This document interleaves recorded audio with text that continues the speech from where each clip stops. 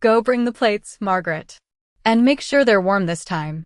That was the moment I realized I was no longer a mother at that table, I was staff. I didn't respond. I simply stood up, smoothing the front of my blouse like I had done 1,000 times before, and walked toward the kitchen as if nothing had happened, as if being dismissed with a flick of the wrist by my own daughter-in-law was the most natural thing in the world. The clink of silverware and the low hum of conversation followed me, but something had shifted in the air, something subtle yet unmistakable. No one stopped her. Not one person. Not even my son. Daniel kept his eyes on his plate, cutting into his steak with careful precision, as if the angle of his knife required his full attention. I paused for just a second at the edge of the doorway, long enough to notice the way Ashley leaned back in her chair, satisfied, her fingers wrapped loosely around a glass of white wine like she had just completed a small, insignificant task. To her, maybe it was. To me, it was a line being drawn. The kitchen felt colder than usual, or maybe it was just me. I placed my hands on the counter and stared at the stack of plates I had set out earlier, each one chosen carefully, part of a set I had bought over 30 years ago when this house still felt like mine. I lifted one plate, then another, moving slowly, deliberately. My reflection stared back at me faintly from the microwave door, silver hair neatly pinned, shoulders still straight, expression calm. Too calm. I carried the plates back into the dining room, placing them gently beside each setting, making sure not to disrupt the rhythm of their conversation. No one thanked me. No one even acknowledged that I had left the table at all. It was as if I had simply disappeared and reappeared, part of the background like the light fixture above or the framed photos on the wall.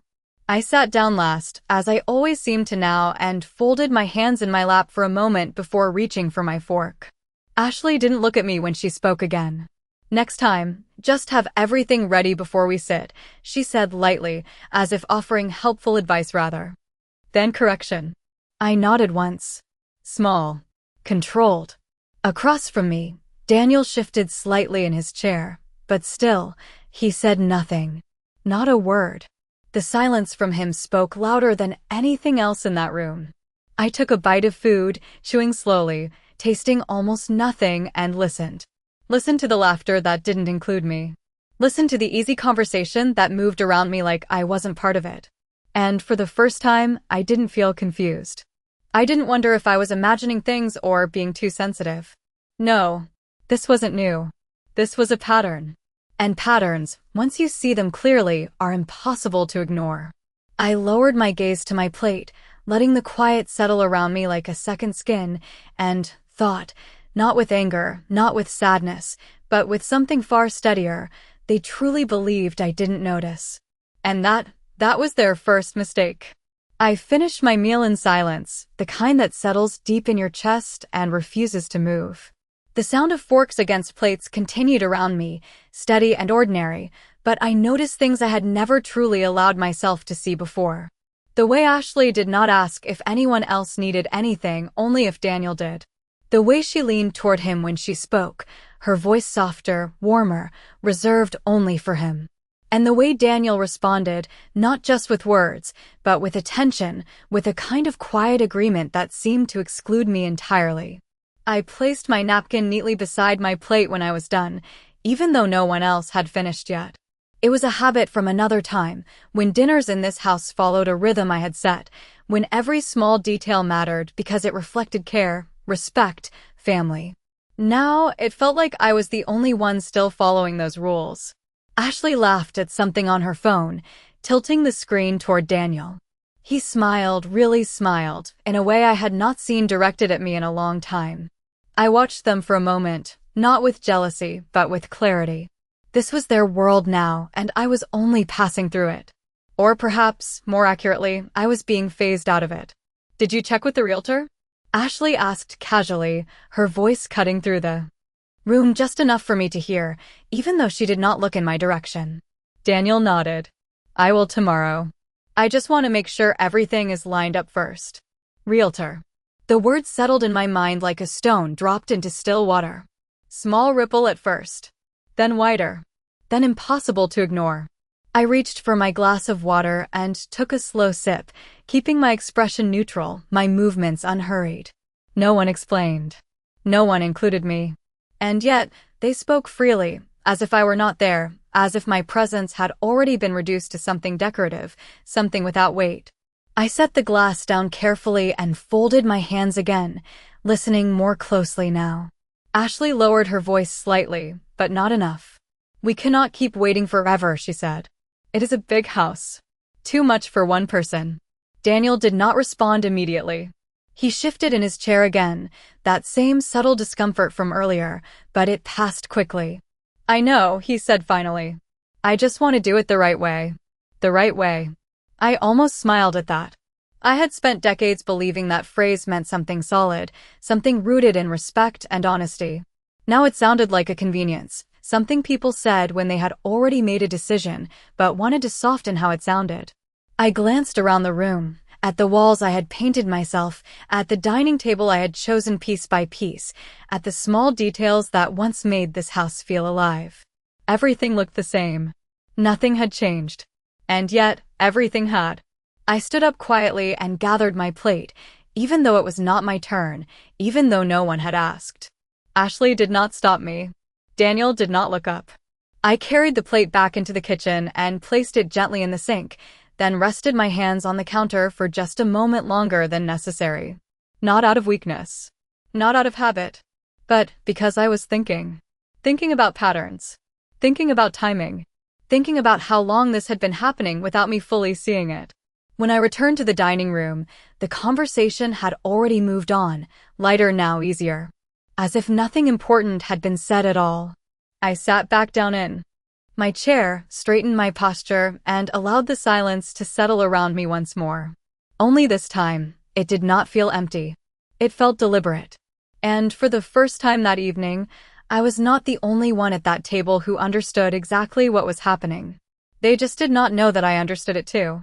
The next morning, the house was quiet in a way that felt almost staged, as if the walls themselves were holding their breath.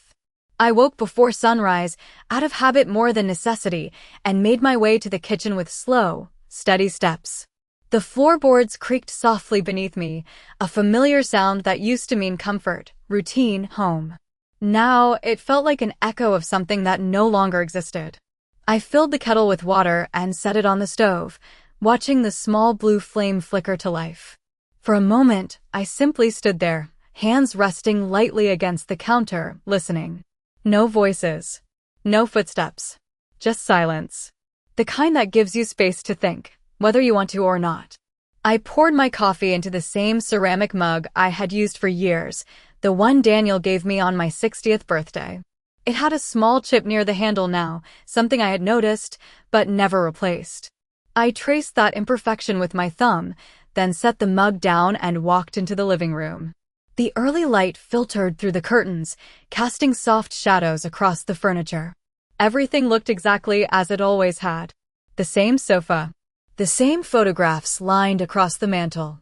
Daniel as a boy, missing his front teeth, grinning up at the camera. Daniel at his college graduation, standing tall, proud, his arm wrapped around my shoulders. I paused there, studying that photo a little longer than the others.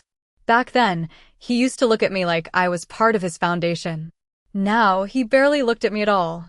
I sat down slowly and took a sip of my coffee, letting the warmth settle in my chest. It would have been easy to tell myself that things had simply changed, that this was what families did as time moved on. Children grew up. They built their own lives. They made their own decisions.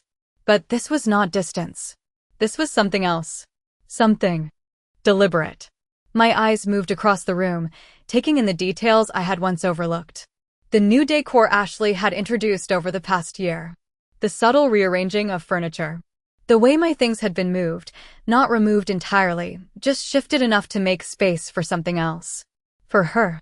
At first, I had accepted it as part of blending households, of making room for a new member of the family. But now, sitting there in the quiet, I saw it differently. This was not blending. This was replacing. I set my mug down on the coffee table and leaned back slightly, my gaze drifting toward the hallway that led to the bedrooms. Their door was closed. It usually was. I remembered when Daniel used to leave his door open as a child, even at night, saying he slept better knowing I was just down the hall. That memory felt distant now, like it belonged to someone else's life. I stood up and walked slowly toward the dining room again, my steps measured, my mind clear. The table was still set from last night, a few plates left behind, glasses half full. I began clearing them one by one, not because I had to, but because it gave me something to do while I thought. Each plate I lifted felt like a piece of evidence, something small but significant. The way mine had been placed slightly off-center.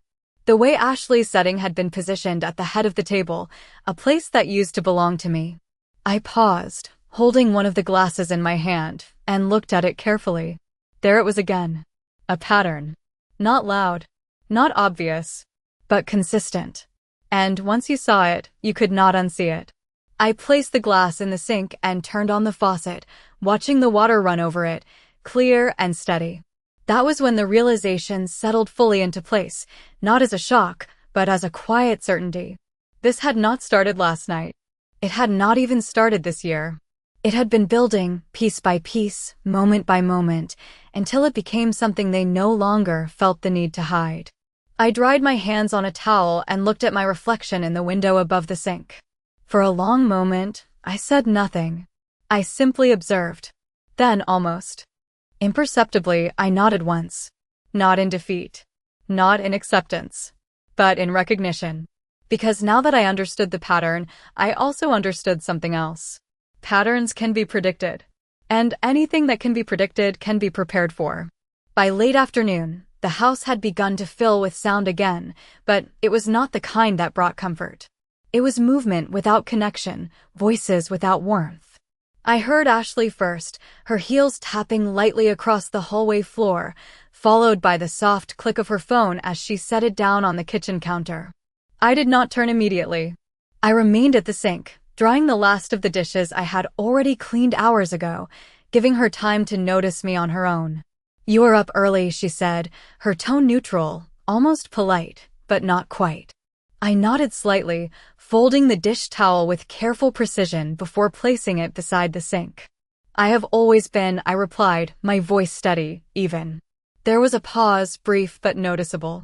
Then she moved past me, opening the refrigerator, shifting items around as if searching for something specific. I watched her reflection in the glass of the cabinet door, the way she moved through the kitchen with quiet ownership, like someone who believed the space had already been handed to her. It was subtle. Everything about her was subtle. That had always been her strength. When Daniel first introduced her to me, she had been all smiles and soft voices, asking questions about recipes, complimenting the house, calling me Margaret with just enough warmth to feel respectful. I remember thinking she was eager to belong. I remember thinking she cared. But now, standing there in the same kitchen where I had once taught her how to make a simple Sunday roast, I saw those early moments differently. Not as kindness. Not as effort. But as observation. She had been learning the layout long before she ever rearranged it. "We might have people over next weekend," she said casually, closing the refrigerator door with a gentle push.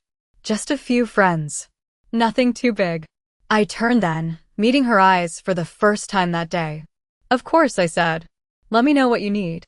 The words came out easily, practiced, the kind I had used for years without thinking. She smiled, small and satisfied, then glanced past me toward the dining room. "Actually," she added, "it might be easier if we keep things simple. I can handle most of it." I inclined my head once. "If that is what you prefer." Another pause. This one longer. She seemed to be waiting for something. Resistance, perhaps. A question. But I gave her nothing. Only calm. Only stillness. Finally, she turned away, picking up her phone and scrolling through it as she walked out of the kitchen. I listened to her footsteps fade, then disappear completely as a door closed somewhere down the hall. I stood there for a moment longer, my hands resting lightly against the counter, feeling the smooth surface beneath my fingertips. Then I moved. Not quickly. Not hesitantly. Just with purpose. I walked to the small drawer near the edge of the counter and opened it, revealing a collection of old keys, spare change, and folded papers I had not touched in months. I reached past them all and pulled out a thin envelope, its edges slightly worn but still intact. I held it for a moment, weighing it in my hand, before placing it on the counter in front of me. The name printed on the front was mine. Always had been. I traced the letters once with my finger, then looked up, my gaze settling on the doorway Ashley had just walked through. She believed she was managing this house.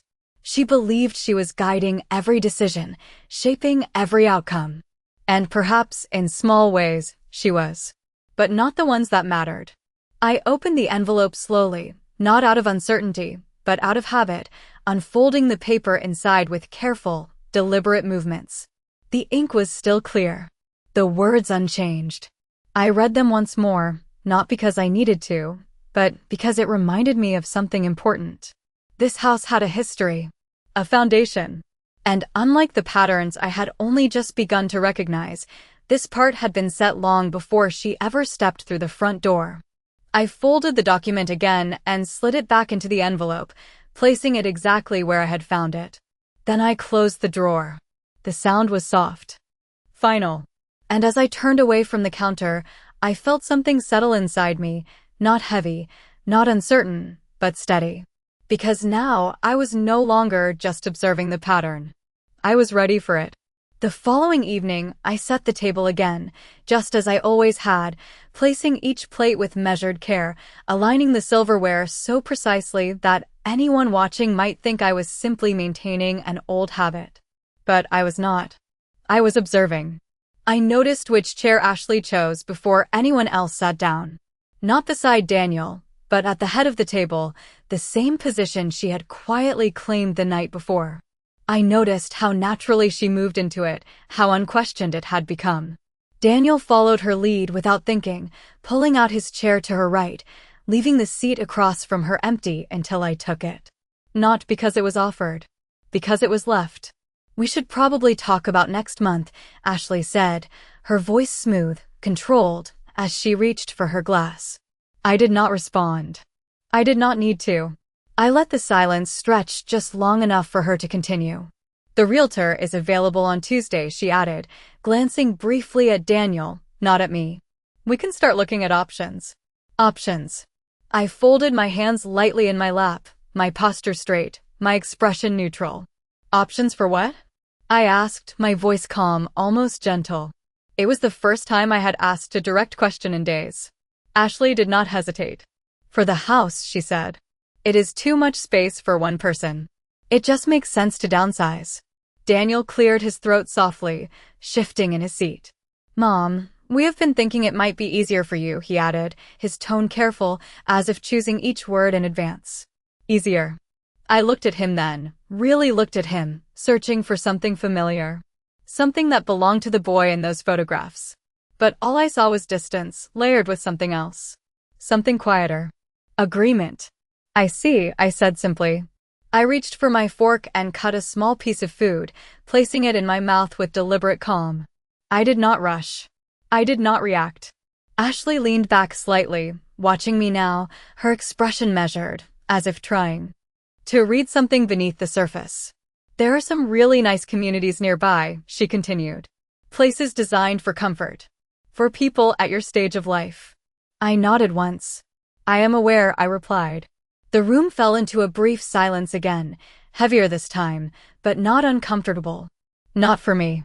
I set my fork down and reached for my glass of water, taking a slow sip before placing it back exactly where it had been. "And what happens to this house?" I asked, still calm, still steady. Ashley's lips curved into a small smile, one that did not quite reach her eyes.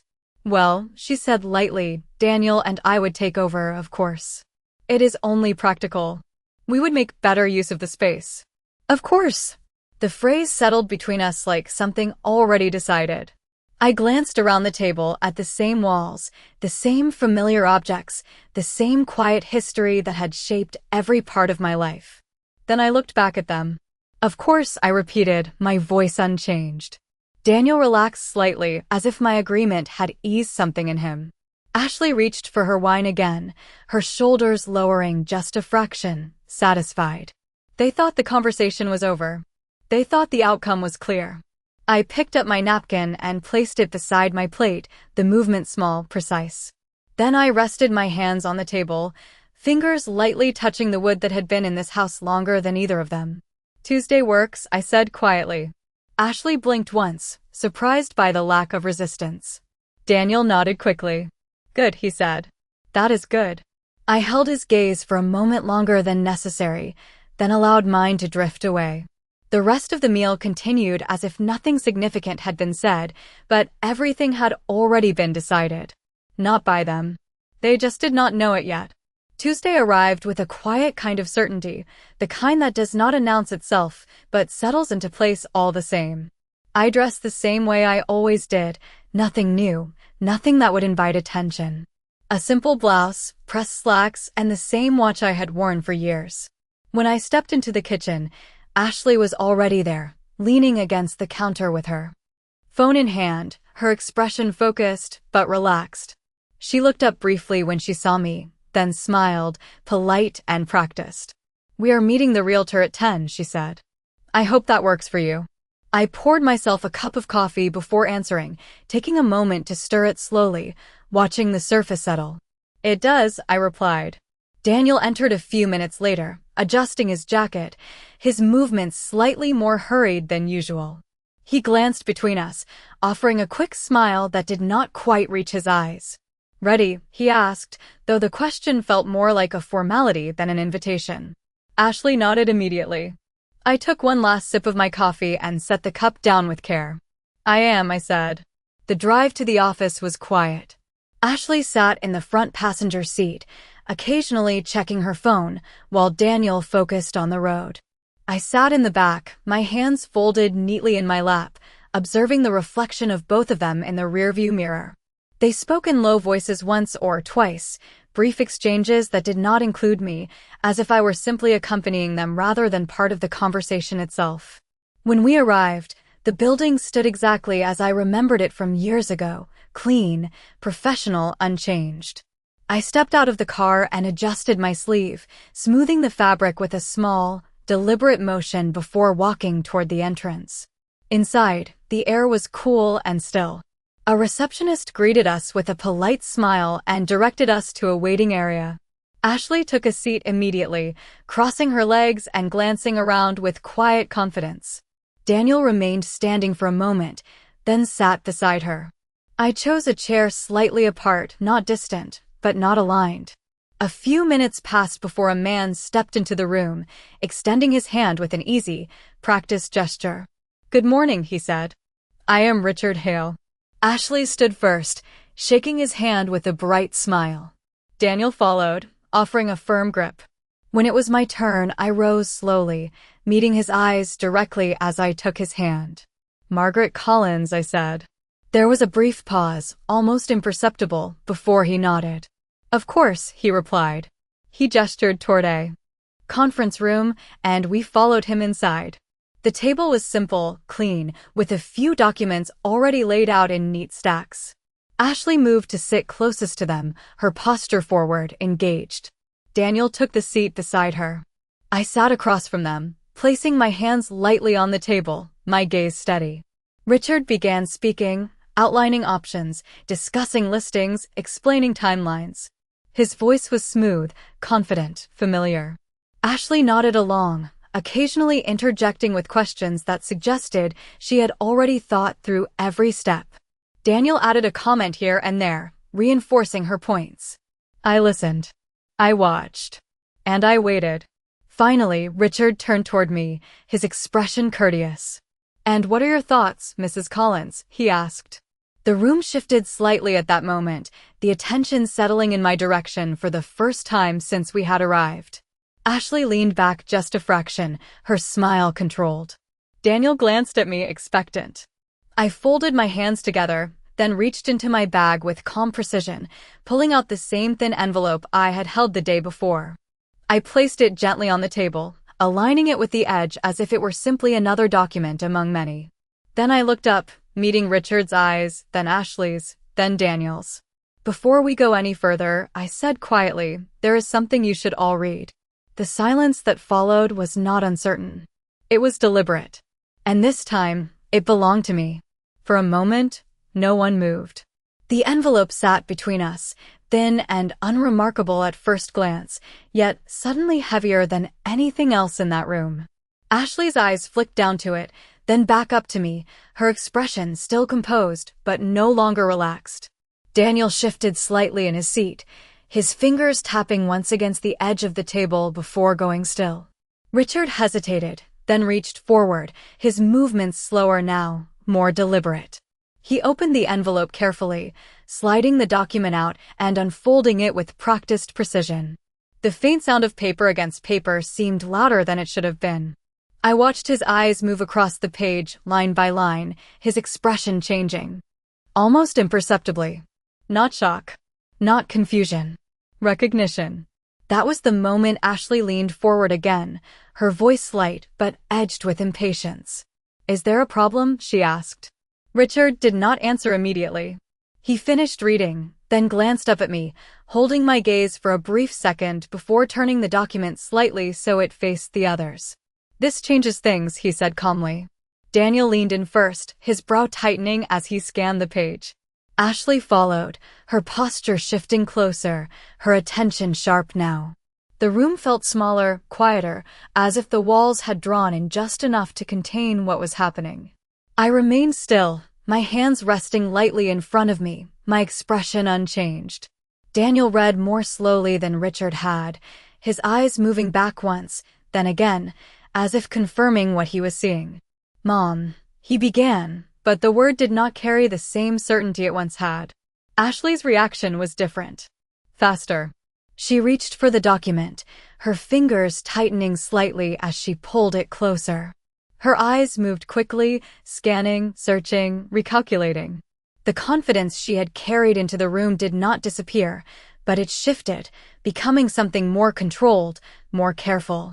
"This cannot be right," she said, her tone measured but firmer now. "We have already discussed the ownership structure." I tilted my head slightly, not in disagreement, but in acknowledgement. "You discussed it," I said quietly. I listened. Richard cleared his throat softly, stepping in with a calm, professional tone. "The document appears to be a legally binding transfer of ownership, executed several years ago," he explained. "According to this, the property is solely in Mrs. Collins' name, with specific provisions that limit transfer or sale without her direct authorization." Ashley's fingers tightened around the edge of the paper. Daniel leaned back slightly, his expression no longer neutral. There was something else there now. Something unsettled. "I thought," he started, then stopped, his gaze drifting down to the table. I watched him for a moment, not with disappointment, not with anger, but with clarity. Then I shifted my attention back to Ashley. "You thought it was simpler than it is," I said. My voice remained steady, even. No accusation. No raised tone. Just fact. The silence that followed was different from before. Not empty. Not uncertain. It was filled with something new. Awareness. Ashley placed the document back on the table, her movements controlled, her posture straightening once more. "Then we will need to reconsider," she said, her voice smoother again, though the edges remained. I inclined my head slightly. "Yes," I replied. "We will." Richard nodded once, gathering the papers in front of him with careful efficiency. Daniel remained quiet, his hands now resting flat against the table, his earlier certainty gone. I looked at each of them in turn, not lingering, not pressing, simply observing. Then I reached forward and slid the envelope back toward me, placing the document inside with the same measured care I had shown from the beginning. The room had not changed. The table was the same. The chairs were the same. But the balance had shifted. And this time, it was not subtle. The meeting ended without the usual closing remarks, without the polite reassurances that typically follow a discussion about plans and next steps. Instead, there was a quiet understanding that nothing would proceed the way it had been expected. Ashley gathered her things first, her movements precise, controlled, but no longer relaxed. Daniel stood a moment later, slower this time, as if the weight of what he had just learned had not fully settled yet. I remained seated just long enough to allow them both to move ahead, then rose with the same steady pace I had maintained all morning. As we stepped out of the building, the sunlight felt sharper than before, the air clearer. No one spoke immediately. The walk to the car was silent, each step measured, each movement contained. Ashley reached the passenger door first, pausing just briefly before opening it, her expression composed but distant. Daniel unlocked the car without looking at either of us, his focus fixed straight ahead. I took my place in the back seat again, folding my hands in my lap as I had before, but this time, the silence felt different. Not empty. Not passive. It had direction now. Halfway through the drive, Ashley spoke. "We should have been informed about this earlier," she said, her tone calm but firm, directed forward, not toward me. I did not answer immediately. I let the words settle, let the space between us hold them for a moment longer than necessary. Then I spoke, my voice even, unhurried. "There was no requirement to inform anyone," I said. Daniel's hands tightened slightly on the steering wheel, the only visible sign that he had heard me differently this time.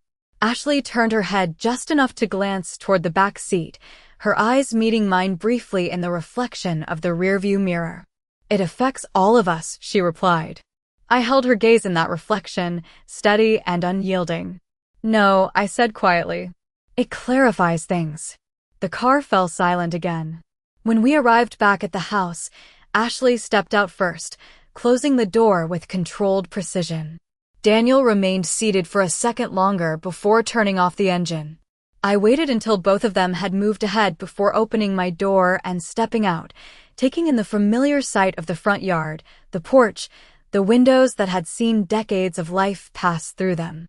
Inside, the house felt unchanged, but the energy within it had shifted completely. Ashley walked straight into the kitchen, setting her bag down with more force than necessary, then turning to face me. "We need to figure out what this means moving forward," she said. Her tone was measured, but the control in it was thinner now. I set my purse on the table and removed my gloves slowly, placing them neatly beside it before responding. "It means," I said, "that decisions will be made differently." Daniel stepped into the room behind her, his presence quieter than before, his expression uncertain. Ashley crossed her arms slightly, not defensive, but calculating. "We had plans," she said. I nodded once. "Yes," I replied. "You did." The distinction did not need to be explained. It was already understood. For a moment, no one moved. Then I turned away, walking calmly toward the living room, leaving them standing in the kitchen where they had so confidently discussed my future just hours earlier.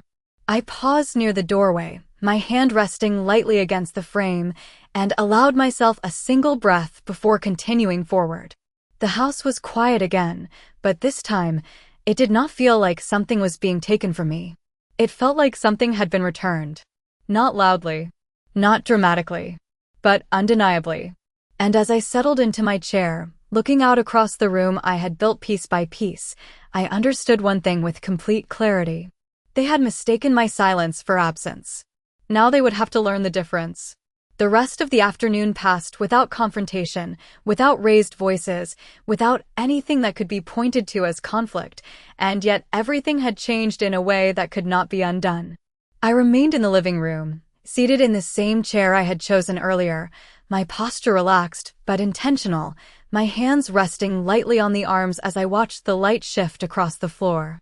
In the kitchen, I could hear Ashley moving, the rhythm of her steps no longer as fluid as before, the occasional pause between motions just long enough to reveal that she was thinking, recalculating. Daniel spoke once or twice, his voice lower, uncertain, as if each word required more effort than it had that morning. I did not join them. I did not need to. The conversation that mattered had already taken place. As the sun dipped lower, casting longer shadows across the walls, I stood and walked slowly into the dining room. The table was clear now, the surface smooth and undisturbed, as if it had never held the weight of the conversations that had passed over it. I ran my fingers lightly along the edge, feeling the familiar grain beneath my touch, then pulled out my chair and sat down. Not at the side. Not at the corner. At the head. the position Ashley had taken so easily before. I placed my hands on the table, steady, composed, and allowed myself a moment to simply sit there. To feel it. Not as a victory. Not as a reclaiming. But as a quiet return to something that had never truly been lost. Footsteps approached behind me. I did not turn. I did not need to. I could sense them both there, standing just inside the doorway, observing, adjusting to a shift they had not anticipated. "Margaret," Ashley began, her voice careful now, measured in a way it had not been before. I did not respond immediately. I let the silence settle, let it stretch just enough to remind her of what it felt like to wait. Then I spoke, my tone even, unhurried. "I will not be leaving this house," I said. No emphasis. No force. Just clarity. The words rested in the room, simple and complete. Daniel exhaled softly behind me, a sound that carried more weight than anything he had said all day. Ashley remained still for a moment longer, then stepped slightly forward. "We were only trying to make things easier," she said. I inclined my head just slightly, acknowledging the statement without accepting it. "For whom?" I asked. There was no immediate answer. I did not press. I did not need to. I stood then, pushing the chair back with controlled ease, and turned to face them. For the first time that day, I met them both directly, without distance, without reflection. "You are welcome here," I continued, my voice calm, steady. "But this is not something you will manage." "Not for me." Daniel looked at me then, really looked, as if seeing something he had not allowed himself to see before. Ashley held her composure, but the certainty that had defined her was no longer there in the same way. It had been replaced by something quieter, something that required adjustment. I did not wait for a response. I simply stepped past them, moving through the space I knew better than anyone, and walked toward the hallway. As I reached the doorway, I paused for just a moment, not to look back, but to allow the silence behind me to settle fully into place. Then I continued forward, each step steady, each movement deliberate. I did not need to say anything more. The house understood. And now, so did they.